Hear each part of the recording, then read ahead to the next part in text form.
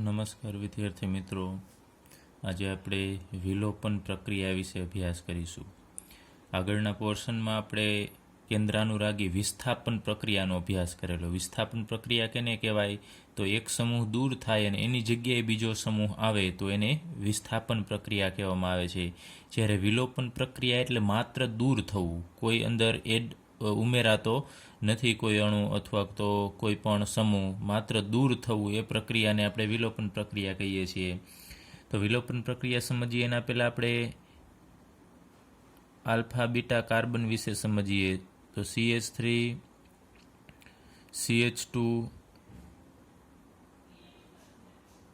CH2 અને અહીંયા માનો કે આપણે કોઈ પણ હેલોજન છે, અત્યારે માનો કે બ્રોમિન મૂકી દઈએ. તો બ્રોમિન જે કાર્બન સાથે જોડાયેલો હોય, ખાસ યાદ રાખજો, બ્રોમિન એટલે આ હેલોજન છે.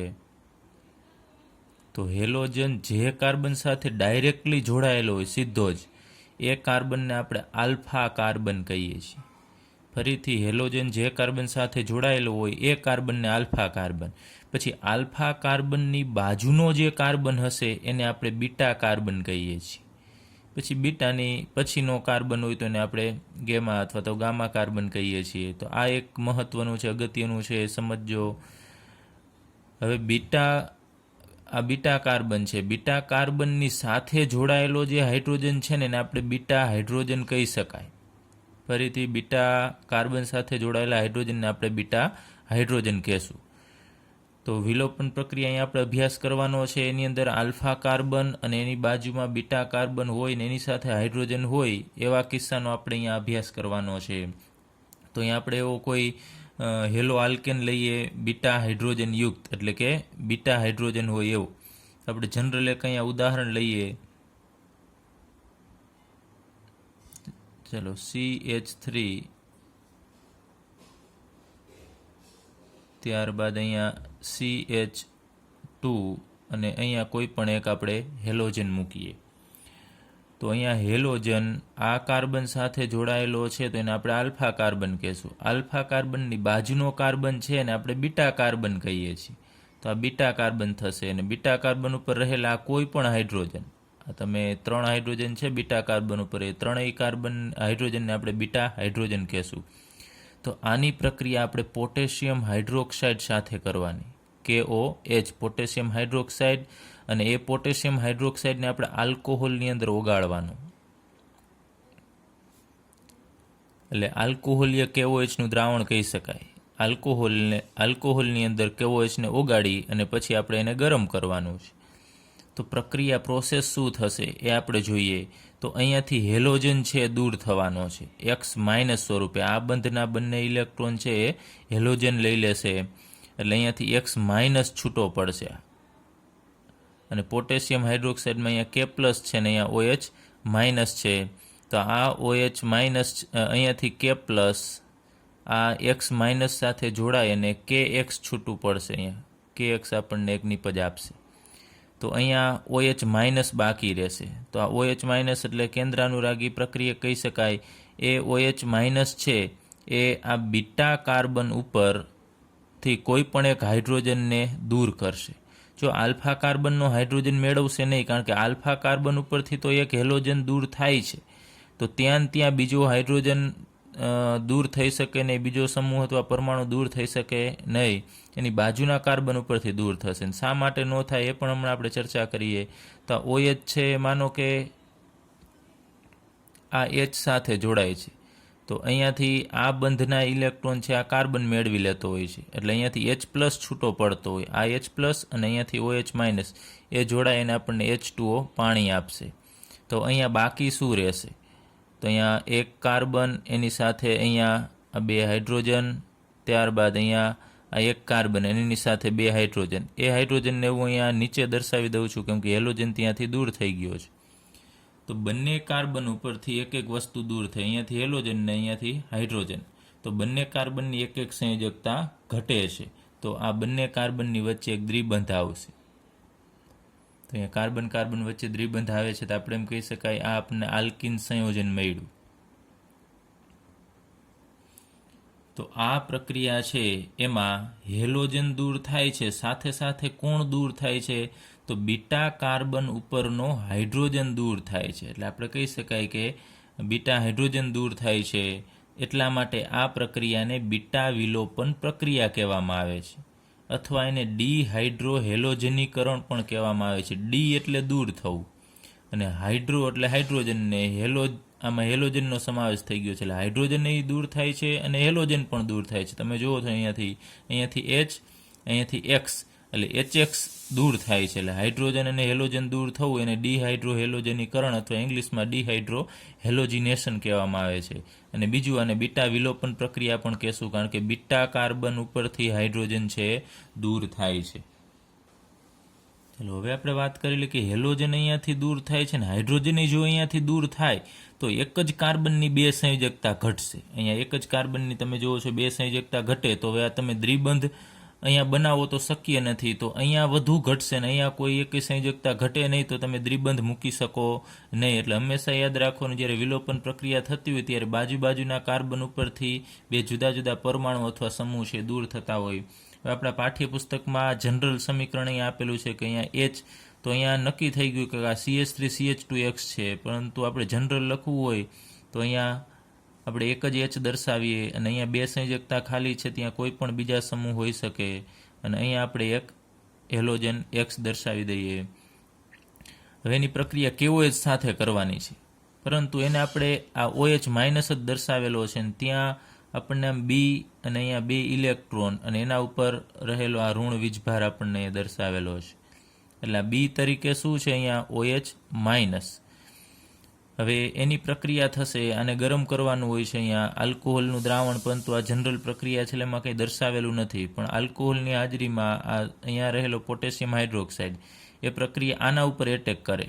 આ કાર્બન અને આ હાઇડ્રોજન છે એમાંથી આ જે બી માઇનસ છે એટલે બેઝ થશે. આ OH માઇનસ કેમ બેઝ કહેવાય, એમાં બી માઇનસ છે એ આ હાઇડ્રોજન ઉપર એટેક કરશે, અને આ બંધના ઇલેક્ટ્રોન છે જે હાઇડ્રોજનના, એ બંને ઇલેક્ટ્રોન છે એ આ કાર્બન અને આ કાર્બન બંનેની વચ્ચે અહીંયા બંધ બનાવશે, અને આ બંધના ઇલેક્ટ્રોન છે એ બંને ઇલેક્ટ્રોન લઈ અને હેલોજન ત્યાંથી નીકળી જશે.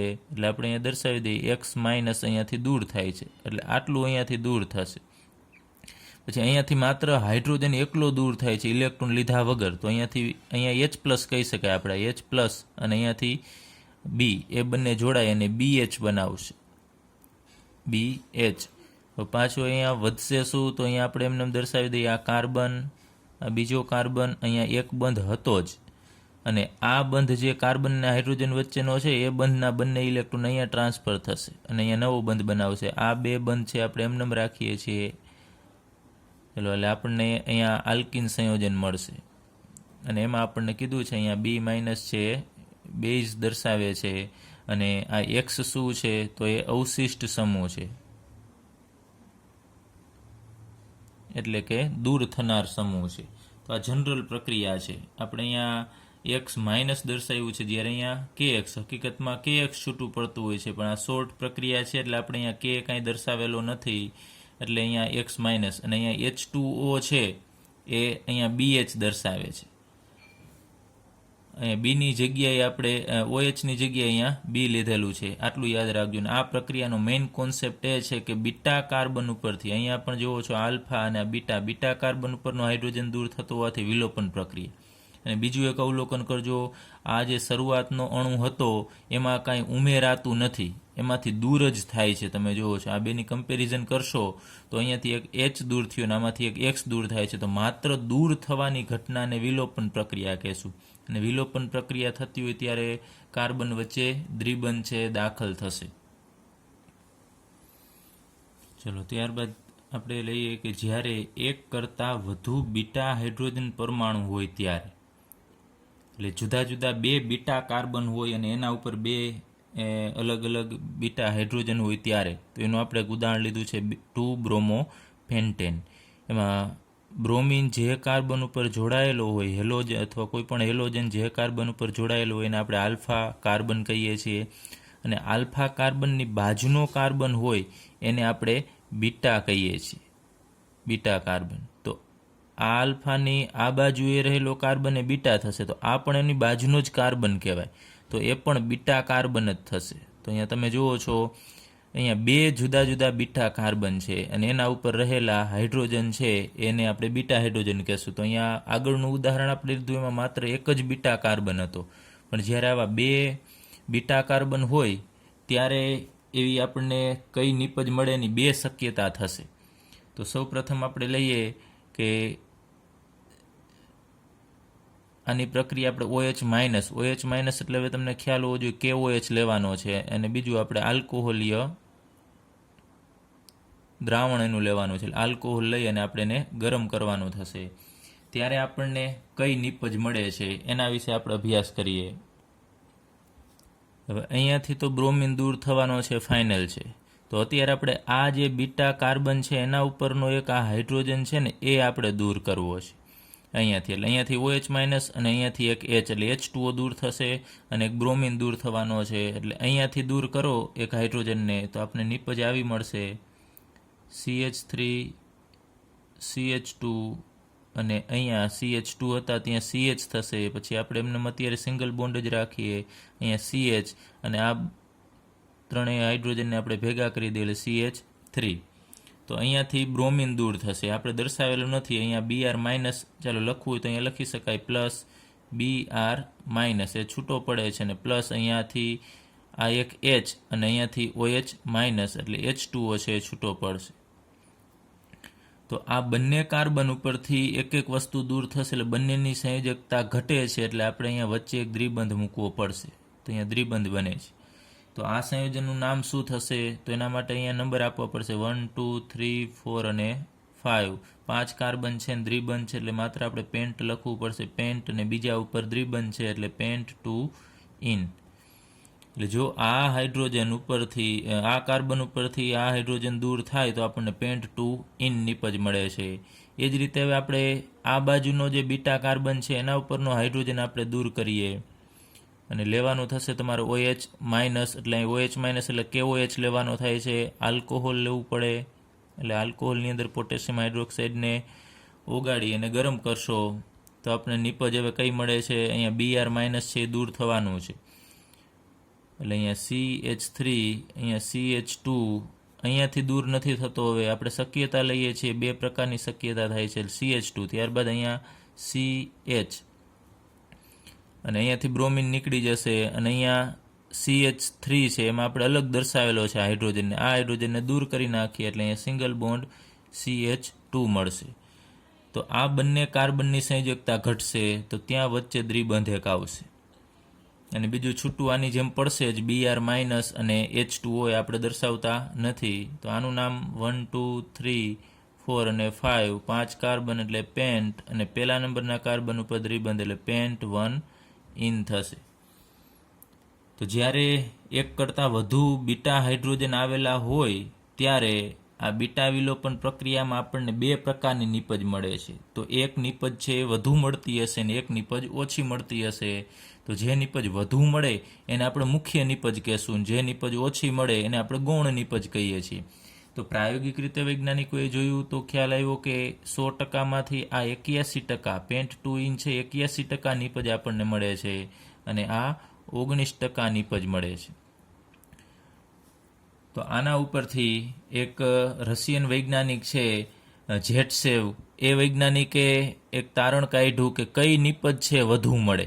આવા કોઈ પણ અલગ અલગ સંયોજન હોય તેમાંથી કઈ નિપજ વધુ મળશે એના માટે જેટસેવ નામના વૈજ્ઞાનિકે એક નિયમ આપેલો છે. એને આપણે જેટસેવનો નિયમ કહીએ છીએ, અથવા તો એને બીજું ઉચ્ચારણ પણ કહેવામાં આવે છે જેતસેફ. એનું ઉચ્ચારણ બીજું છે જેતસેફ, અથવા બીજું એને જેટસેવ પણ લખવામાં આવે છે. તો એનો નિયમ શું છે? એને એમ કીધું કે આ બે નિપજમાંથી મુખ્ય નિપજ કઈ મળે? તો ખાસ સમજો કે ડિહાઇડ્રોહેલોજિનેશન પ્રક્રિયા થાય છે, કે એમાંથી હાઇડ્રોજન દૂર થાય છે અને હેલોજન દૂર થાય છે. તો ડિહાઇડ્રોહેલોજિનેશન પ્રક્રિયામાં મુખ્ય નિપજ એ મળશે કે જેમાં કાર્બન કાર્બન દ્વિબંધ હોય. ચાલો આ કાર્બન કાર્બન દ્વિબંધ છે, અહીંયા આલ્કિન સંયોજન છે, એની સાથે અહીંયા તમે જુઓ છો કે આ બાજુએ ઇથાઇલ સમૂહ છે અને આ બાજુએ મિથાઇલ સમૂહ છે. તો આ બંને સમૂહને આપણે આલ્કાઇલ સમૂહ કહી શકાય. આલ્કાઇલ સમૂહ. દ્વિબંધની બંને બાજુએ અહીંયા આપણે કહીએ કે બે આલ્કાઇલ સમૂહ આવેલા છે. જ્યારે અહીંયા તમે જુઓ છો કે કાર્બન કાર્બન દ્વિબંધની જમણી બાજુએ તો કંઈ આવેલું જ નથી, તો આ બાજુએ એક જ આલ્કાઇલ સમૂહ થશે, એન પ્રોપાઇલ સમૂહ છે. તો આ આલ્કાઇલ સમૂહ. તો એને એમ કીધું કે દ્વિબંધની બંને બાજુએ જેમ વધુ પ્રમાણમાં આલ્કાઇલ સમૂહ હોય એ નિપજ છે આપણને મુખ્ય મળશે. તો આમાં બે આલ્કાઇલ સમૂહ છે, જ્યારે આમાં એક જ આલ્કાઇલ સમૂહ છે, તો વધુ આલ્કાઇલ સમૂહવાળો હોય એ આપણને મુખ્ય નિપજ મળશે. એટલે એનું પ્રમાણ તમે જુઓ છો સૌથી વધુ છે, એટલે પેન્ટોઇન છે મુખ્ય નિપજ થશે. ચલો, તો આ પ્રશ્ન તમને એમ પણ પૂછી શકે કે ઝેટસેવનો નિયમ છે એ ઉદાહરણ આપી અને સમજાવો, તો તમારે આ ઉદાહરણ આપવું પડશે. અહીંયા આ જે આપણે આગળ ઉપર ઉદાહરણ ભણી ગયા છીએ એ ઝેટસેવ માટેનું ઉદાહરણ ન કહેવાય. ઝેટસેવ માટેનું ઉદાહરણ ક્યારે લાગુ પડે કે જ્યારે બે અલગ અલગ બીટા કાર્બન હોય અને એની સાથે બે બીટા હાઇડ્રોજન જોડાયેલા હોય ત્યારે આ લાગુ પાડી શકાય. તો એનો આપણે નિયમ ફરીથી જોઈએ કે ઝેટસેવનો નિયમ શું કહેવા માગે છે કે ડિહાઇડ્રોહેલોજનીકરણ પ્રક્રિયામાં મુખ્ય નિપજ એ મળશે કે જેમાં દ્વિબંધ ધરાવતા કાર્બનની સાથે વધુ સંખ્યામાં આલ્કાઇલ સમૂહ જોડાયેલા હોય એ નિપજ મુખ્ય નિપજ મળે. તો તમને MCQમાં પણ આવા બીજા જુદા જુદા સંયોજન આપે અને પૂછે, તમારે એટલું યાદ રાખવાનું કે દ્વિબંધની સાથે જેમ વધુ જોડાયેલા હોય આલ્કાઇલ સમૂહ એ નિપજ મુખ્ય નિપજ મળશે. ચલો, ત્યારબાદ આપણે હેલો આલ્કેન સંયોજનોની ધાતુ સાથેની પ્રક્રિયાનો અભ્યાસ કરીએ. તો એક વૈજ્ઞાનિક છે ગ્રિગ્નાર્ડ વિક્ટર, એ વૈજ્ઞાનિકે એક નવું સંયોજન બનાવ્યું કે કાર્બનની સાથે ધાતુનું સંયોજન બનાવ્યું.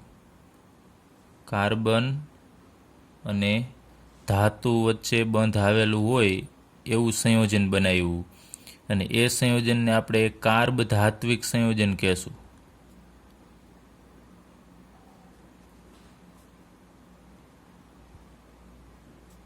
કાર્બ ધાત્વિક અથવા ધાત્વીય સંયોજન એટલે શું કે કાર્બન અને કોઈ પણ એમ એટલે મેટલ એની વચ્ચેનો બંધ હોય એવું સંયોજન છે.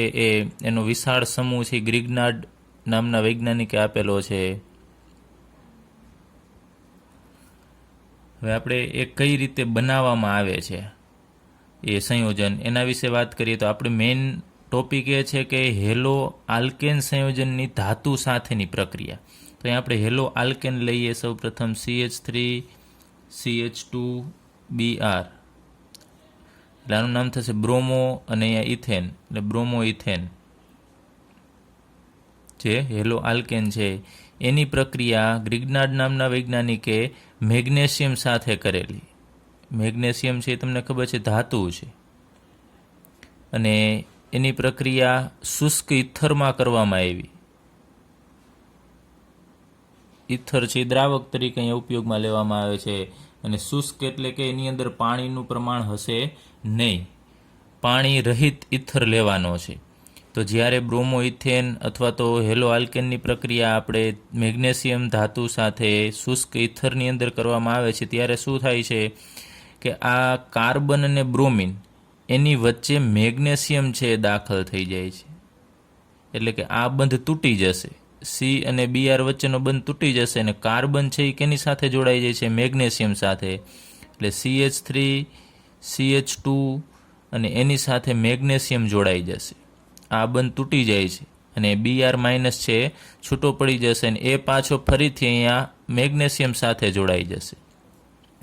એટલે ટૂંકમાં અહીંયા કાર્બન અને હેલોજન વચ્ચેનો જે બંધ છે તૂટી જાય છે અને એની વચ્ચે કોણ આવી જાય છે? મેગ્નેશિયમ. તો મેગ્નેશિયમ હવે કેની સાથે બંધ બનાવશે? તમે જુઓ છો મેગ્નેશિયમ કાર્બન સાથે બંધ બનાવે છે અને મેગ્નેશિયમ સાથે બ્રોમિન જોડાઈ જશે. તો આ જે સંયોજન મળ્યું એની અંદર તમે જુઓ છો આ આલ્કાઇલ ભાગ છે, અહીંયા મેગ્નેશિયમ ભાગ છે અને અહીંયા આ બ્રોમિન છે. તો આનું નામ થશે ઇથાઇલ. ત્યારબાદ Mg આવે છે એટલે મેગ્નેશિયમ, અને Br છે એટલે બ્રોમાઇડ. ઇથાઇલ મેગ્નેશિયમ બ્રોમાઇડ આનું નામ થશે.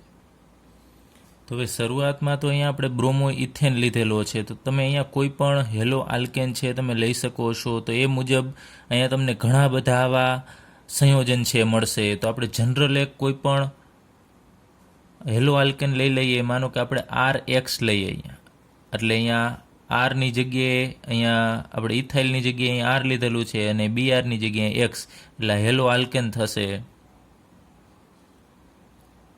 ચલો, હેલો આલ્કેનની પ્રક્રિયા આપણે મેગ્નેશિયમ સાથે કરવાની છે, Mg, અને કેની હાજરીમાં? શુષ્ક ઇથર. એ શુષ્ક ઇથર છે, યાદ રાખજો, દ્રાવક તરીકે અહીંયા ઉપયોગમાં લેવામાં આવે છે, એની હાજરીમાં પ્રક્રિયા થશે.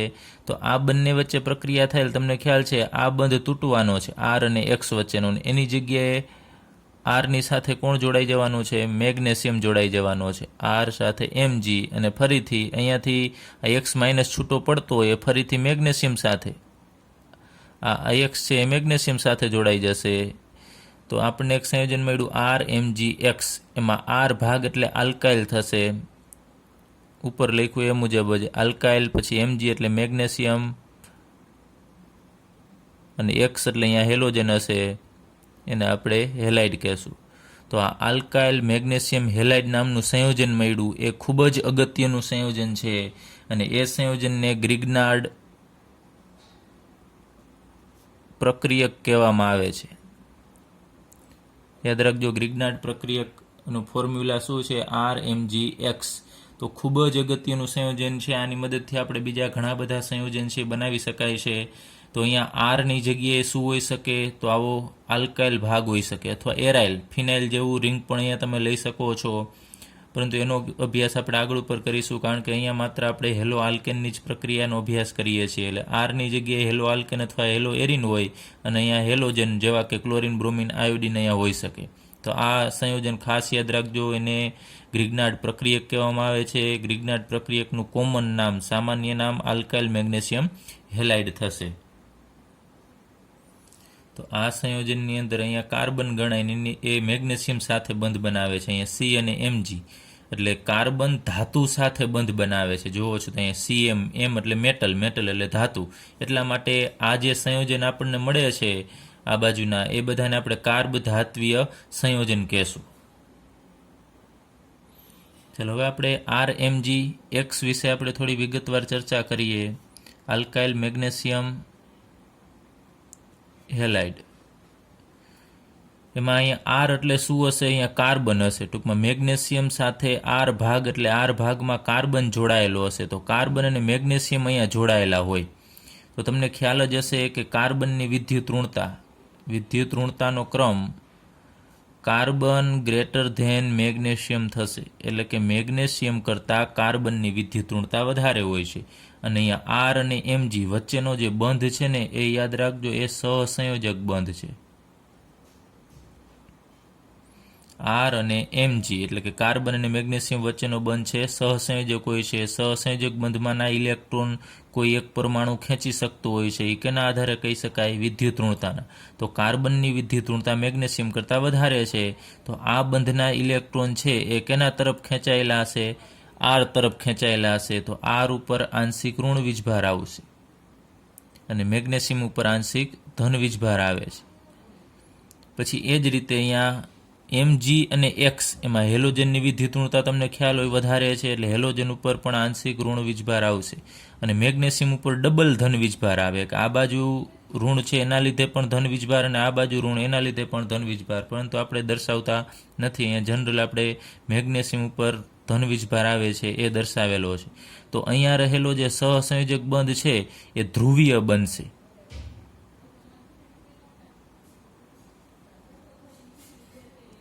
તો આલ્કાઇલ મેગ્નેશિયમ હેલાઇડની અંદર રહેલો કાર્બ ધાત્વિક બંધ છે એ સહસંયોજક બંધ હોય છે, અને સ્વભાવે કેવો હશે? ધ્રુવીય. ધ્રુવીય હોવાનું કારણ કાર્બન અને મેગ્નેશિયમની વિદ્યુત ઋણતામાં તફાવત.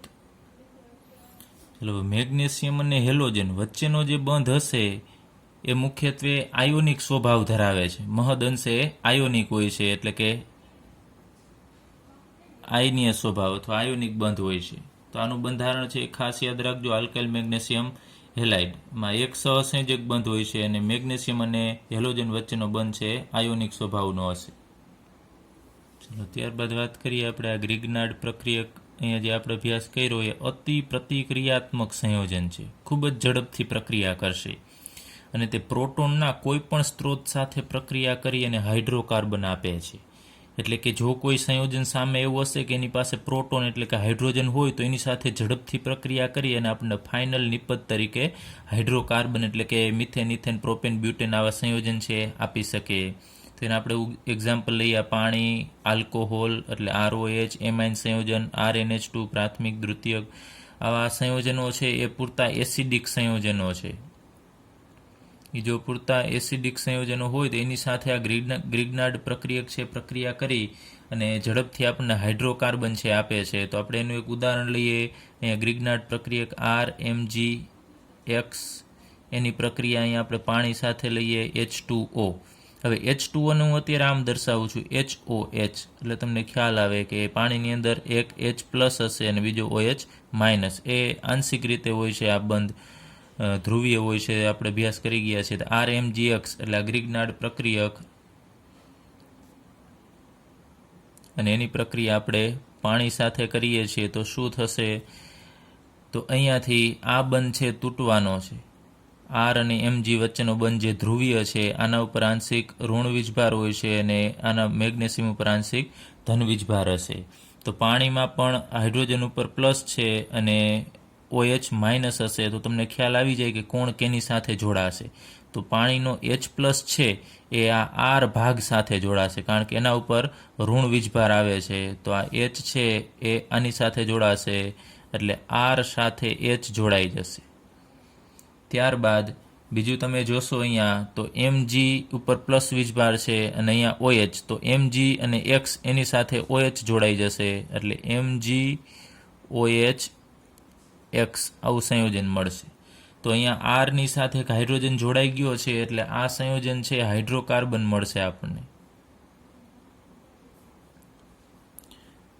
તો પાણી સાથે ગ્રિગ્નાર્ડ પ્રક્રિયા કરી અને એને અનુરૂપ હાઇડ્રોકાર્બન આપે છે. અહીંયા જો CH3 લેવામાં આવે આરની જગ્યાએ મિથાઇલ સમૂહ તો અહીંયા આપણને મિથેન મળે. તો હવે તમને ક્લિયર થવું જોઈએ કે આ પ્રક્રિયક છે એ અતિ પ્રતિક્રિયાત્મક હોવાથી પાણી સાથે પણ ઝડપથી પ્રક્રિયા કરે છે. તો આગળ ઉપર આપણે આ પ્રક્રિયામાં શુષ્ક ઇથર, એની બનાવટ દરમિયાન આપણે શું લીધેલું છે? શુષ્ક ઇથર. જો અહીંયા પાણીનો થોડો ઘણો પણ ભાગ હોય તો ગ્રિગ્નાર્ડ પ્રક્રિયક બન્યા પછી એ પાણી સાથે પ્રક્રિયા કરી અને હાઇડ્રોકાર્બન આપશે આપણને. તો ગ્રિગ્નાર્ડ પ્રક્રિયક છે સ્ટેબલ સ્થિર રહી શકશે નહીં, એટલે પાણી હોવું જોઈએ નહીં. એટલા માટે જ ઉપરની પ્રક્રિયામાં આપણે શુષ્ક ઇથરનો ઉપયોગ કરવો પડે છે. અને ગ્રિગ્નાર્ડ પ્રક્રિયકમાં જો થોડું ઘણું પાણી હોય તો એ પણ આપણે દૂર કરવું પડે, નહીતર એ પ્રક્રિયક છે એનો આપણે ઉપયોગ છે બીજી જગ્યાએ યોગ્ય રીતે કરી શકતા નથી કારણ કે એમાં આંશિક રીતે હાઇડ્રોકાર્બન બની ગયું હોય છે. તો ગ્રિગ્નાર્ડ પ્રક્રિયકમાંથી ભેજ દૂર કરવો અગત્યનો છે. ચલો હવે આપણે ત્યારબાદ વુડ્સ પ્રક્રિયા વિશે અભ્યાસ કરીએ. તો અહીંયા આપણે શરૂઆતમાં બે આલ્કાઇલ હેલાઇડ લઈએ. ચલો CH3 આપણે ઉદાહરણ જ લઈએ, CH3Cl, અને એની પ્રક્રિયા આપણે 2 મોલ સોડિયમ સાથે કરવાની છે 2Na, અને CH3Clના આપણે 2 અણુ લઈએ એને આપણે અલગ અલગ આમ દર્શાવી દઈએ CH3નો એક અણુ અને આ બીજો CH3, એટલે કે આ હેલો આલ્કેન છે અને આ પણ હેલો આલ્કેન, અને એની પ્રક્રિયા સોડિયમ સાથે કેની હાજરીમાં કરવાની છે? તો શુષ્ક ઇથર. કારણ કે સોડિયમ છે પાણી સાથે પ્રક્રિયા કરી નાખે છે, પાણી સાથે પ્રક્રિયા કરી અને ધડાકા સાથે સળગે છે, તમને ખ્યાલ હશે. એટલે અહીંયા શુષ્ક ઇથર લેવામાં આવે છે કારણ કે પાણી લેવામાં આવે તો સોડિયમ આની સાથે પ્રક્રિયા કરવાની જગ્યાએ પાણી સાથે પ્રક્રિયા કરી નાખશે. તો અહીંયા આ હેલો આલ્કેન થશે, એની પ્રક્રિયા જ્યારે સોડિયમ સાથે કરવામાં આવે છે ત્યારે શું થશે? તો તમે જુઓ છો અહીંયા 2 સોડિયમ છે અને અહીંયા 2 ક્લોરિન છે. તો અહીંયા 2 આ ક્લોરિન અને આ ક્લોરિન એ જોડાઈ જશે એકબીજા સાથે, એટલે ટોટલી આપણી પાસે 2 સોડિયમ અને 2 ક્લોરિન એ જોડાય અને આપણને 2 મોલ NaCl આપશે, સોડિયમ ક્લોરાઇડ. તો અહીંયા તમે જુઓ છો એક CH3 બાકી રહેશે, એની એક સંયોજકતા ઘટશે, અને અહીંયા CH3 છે એની સંયોજકતા ઘટે છે. તો એ બંને CH3 એકબીજા સાથે જોડાઈ જશે. તો આપણને અહીંયા આ ઇથેન સંયોજન મળે છે. અહીંયા હતું ક્લોરોમિથેન. તો આ જે હેલો ક્લોરોમિથેનનું જનરલ નામ આપણે હેલો આલ્કેન કહીએ છીએ. આ હેલો આલ્કેન છે એમાં અહીંયા શરૂઆતમાં સંયોજનમાં એક જ કાર્બન હતો. એક અણુની વાત કરીએ છીએ. એક અણુમાં એક કાર્બન હતો અને અહીંયા એમાંથી મળતી નિપજ છે એમાં 2 કાર્બન છે, તમે જુઓ છો. અને અહીંયા એક જ કાર્બન છે. ભલે અણુ આપણે 2 લીધા છે, પરંતુ એક અણુની વાત કરું તો એક અણુમાં એક જ કાર્બન છે, જ્યારે આ એક અણુ કહેવાય એની અંદર 2 કાર્બન આવી જશે. તો બમણા કાર્બનવાળી આપણે નિપજ જોઈતી હોય, જો હાઇડ્રોકાર્બન, આ હાઇડ્રોકાર્બન થશે, અથવા આલ્કેન આપણે કહી શકાય આને. તો બમણા કાર્બનવાળો જો આપણે આલ્કેન મેળવવો હોય તો આપણે વુડ્સ પ્રક્રિયા કરવી પડે. એટલે કે હેલો આલ્કેનની પ્રક્રિયા સોડિયમ સાથે કરવાની થશે. તો આપણે હવે જનરલ પ્રક્રિયા લઈએ કે અહીંયા CH3 એટલે કોઈ પણ આલ્કાઇલ ભાગ હોઈ શકે, અને Cl એટલે અહીંયા કોઈ પણ એક હેલોજન છે હોઈ શકે, RX. એવા આપણે કેટલા અણુ લેવા પડે? 2. તો અહીંયા દર્શાવીએ 2RX. એટલે અહીંયા હેલો આલ્કેન અથવા આને આપણે આલ્કાઇલ હેલાઇડ કહીએ છીએ, એની પ્રક્રિયા આપણે 2 મોલ સોડિયમ સાથે કરવાની છે અને શુષ્ક ઇથરમાં. તો અહીંયાથી 2 સોડિયમ અને અહીંયા ટોટલી 2 હેલોજન છે એ જોડાય અને આપણને 2 મોલ NaX આપશે. અને અહીંયા 2 માત્ર R વધશે. એ 2 R જોડાય અને આપણે આમ RR દર્શાવી દઈએ, જે દર્શાવે છે કે બમણા કાર્બન. અહીંયા એક અણુમાં જેટલા કાર્બન હતા એના કરતાં બમણા કાર્બનવાળી આપણને નિપજ છે મળે છે. એટલે આપણને હાઇડ્રોકાર્બન મળે. તો તમને પૂછી શકે, એવું પૂછે કે હેલો આલ્કેન અથવા તો આલ્કાઇલ હેલાઇડમાં જેટલા કાર્બન હોય એના કરતાં બમણા કાર્બન ધરાવતી નિપજ અથવા હાઇડ્રોકાર્બન મેળવવા માટેની પ્રક્રિયા સમજાવો. તો તમારે વુડ્સ પ્રક્રિયા છે સમજાવવી પડશે.